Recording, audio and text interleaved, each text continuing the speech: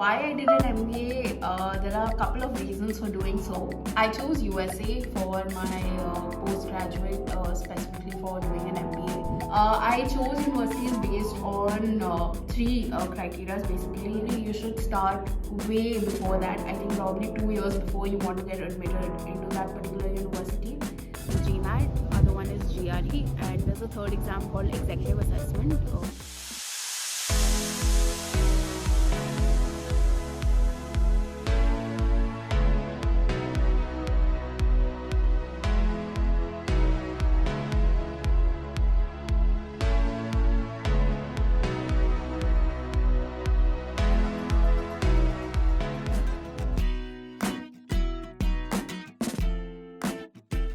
Hi everybody, my name is Deepshikha Shekhar and I'm a first year MBA candidate at UNC Flagler Business School at this point.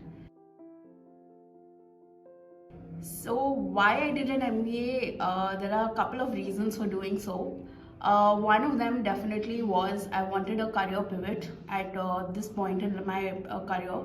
So I was previously working in the financial services industry and I wanted to move into fintech. So I wanted to start working into finance and amalgamation of technology within finance. And I also wanted a change of my functional role. So that is the main reason why I wanted to upskill myself and get relevant business skills. So previously, before coming to business school, I was working in the largest private sector bank in India, which is HDFC. And I was working as an operations manager within retail branch banking. And I actually worked in multiple products within the bank. So I knew quite a bit about what kind of services are provided with the consumer and retail banking, including institutional banking as well. So my main role was within operations. I chose USA for my postgraduate, specifically for doing an MBA, because this provides the global exposure which I really wanted. I wanted to move out of India. I had done my education previously all in India itself, and I wanted to study in a country where language would not be a barrier for me. So English is the predominant language in US universities, and that's the main reason why I chose USA.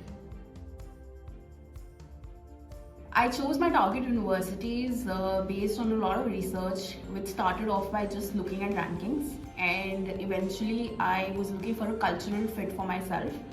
That happened after speaking to a couple of students in each university and connecting with those particular current students at those universities. And when I spoke to them, I realized the kind of feedback that I was seeking about each university. They gave me pretty honest feedback about what they were doing, where they were headed, how the university is, and that was a real feedback that I was relying on for choosing my universities. I chose universities based on three criteria basically. One was stretch schools, which were very ambitious for me. Then the second leg of schools which were achievable, and the last leg were which were comfortably I could achieve if I did not do well in the first two legs. So that's how I divided choosing universities. So I started off my research just by Google search, which everybody starts off with. I looked at US news and a lot of rankings, Forbes ranking, but I would not recommend that is the only source of choosing universities for students. The real feedback about any university comes from the people who study in those universities. So connect with admissions committee members in each university, connect with current students. I think they are the best resource of really finding out if you would be a good fit in the school as well.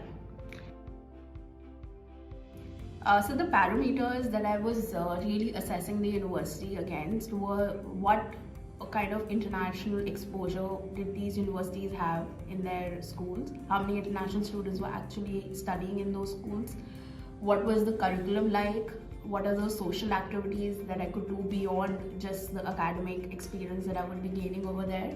And apart from that, I think once you speak to a student, if you connect with them at the level of their energy, if you connect on the kind of vibrations that they're giving to you, I think probably you would know if you would be a good fit for the school or not. I started the application process without knowing much about US universities or how the application process is to be done. And I started a year ago before I had to really get an admission. I would not recommend that to be the best strategy. Probably you should start way before that. I think probably 2 years before you want to get admitted into that particular university. You can start with your basic research of speaking to students, connecting with alums, doing your research basically for that one entire year and knowing what is required in the application process. And when you should really start off focusing on writing your essays and brushing up your stories, that should be at least a year before the admission results come out or the session starts. So I was seeking a fall admission in August 2022, and I started in about May 2021. And I connected with an admissions consultant who thoroughly helped me in my application process. We both started off by doing the brainstorming of what were my career goals and how I would align them with those specific essays that the universities demand for.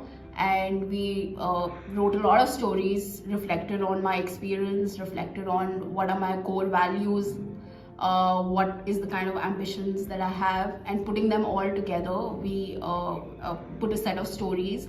And ultimately we refined each story to the level that it was personalized to the essay that the college was seeking from us. So a lot of work goes into self-reflection, and you should really spend the time on your stories because they have to be genuine. You have to be able to defend what you've written. There should not be no kind of fluff should be happening over there. You should be completely honest about any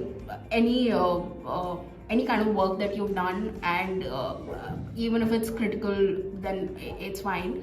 But you should be really honest in what kind of experience you've gained over the years. I will categorize my recommendation for two sets of people. One set of people who are still in their undergrad and thinking about doing an MBA after a few years. And the other set of recommendation I'll give to people who are working right now and want to immediately apply. So if you're an undergrad, I would recommend do a lot of extracurriculars, get involved with NGOs, listen to a lot of podcasts from really global leaders in the world. Think about how they are, what they really aspire to be. Like, start thinking about things like what are the kind of people you want to be like. I think that's very important. And if maybe just prepare a journal when you're in undergrad college of what work you're doing, what are your reflections, what are your learnings, what are your weaknesses. I think that could help undergrad kids a lot, because ultimately you need to recollect all the experience that you've done over years, and it's very hard to think about experience when you're told to write down everything what you've done in 10 years. So probably preparing a journal, like a professional journal, will be very helpful for people in undergrad right now. For people who are working right now, I know it's hard managing both the things, working and preparing applications, but just sit down every other day and reflect on what kind of work you've done. And there can't be a situation where you've not done anything out of your work. There could be, the magnitude of your action could be small, but definitely you made some impact in some place beyond your professional experience. So you should probably reflect on that. That's what is required. My interview preparation strategy was that I reflected on each of the applications that I had submitted to particular universities, and then I prepared my STAR stories. STAR story stands for situation, task, action, and results. For every question that they would ask, I would have a situation-based answer from my past experience. It could be professional or social work that I had done previously. And I prepared a lot in terms of recording myself how I would answer those questions, and I approached different people for interviewing me, including my admission consultant. So I did a lot of mock interviews with friends, family, and my admission consultant, and that's how I prepared for it. The application deadlines for Indian students specifically start at least a year before the acceptance from the university comes in. And you should start around, I think, probably the month of May. You should be starting with your brainstorming of stories. And round one is the ideal time to apply, which happens in the month of September. And you should target a couple of universities in round one because that is the most ideal time to apply. Very few students have submitted the application in that round, and your chances of acceptance are way higher in round one as compared to round two. Round two is also okay if you're not completely comfortable with your application material, which happens in January. But round three and round four should not be the time when you should be applying. It's very late for international students anyway, because after that there's a visa process which takes a couple of months. So round one and round two, and ideal is round one.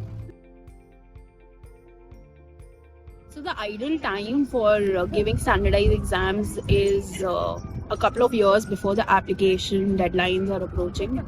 If you're an undergrad, give them right away. And if you're working right now, prepare for 2-3 months and give them even before applying. I did a wrong strategy. I wasn't very comfortable with the standardized exams, so I juggled between a couple of them. I gave the GMAT once, gave the GRE twice, and also gave executive assessment, which is a different exam. So once you have a couple of university offers in hand, you should ideally be celebrating for a bit of time. You should be very happy that your hard work paid off. And finally you will be choosing one of them. The approach to choosing one of them would be, firstly, if you're getting scholarship from any of them, then that should be given preference. And if you're not getting scholarship, the other way should be to focus on what kind of culture that you're looking for. I'm reiterating again and again, cultural fit is very important. If you want to be in a big city or a small city, what kind of community you want to live in, maybe a small cohort of your batch size, or what is it really that you're seeking out of the program, because this is just not an academic program. Your life will change by doing this program, so you should think of it like a big investment in your life, and culture fit is the most important thing.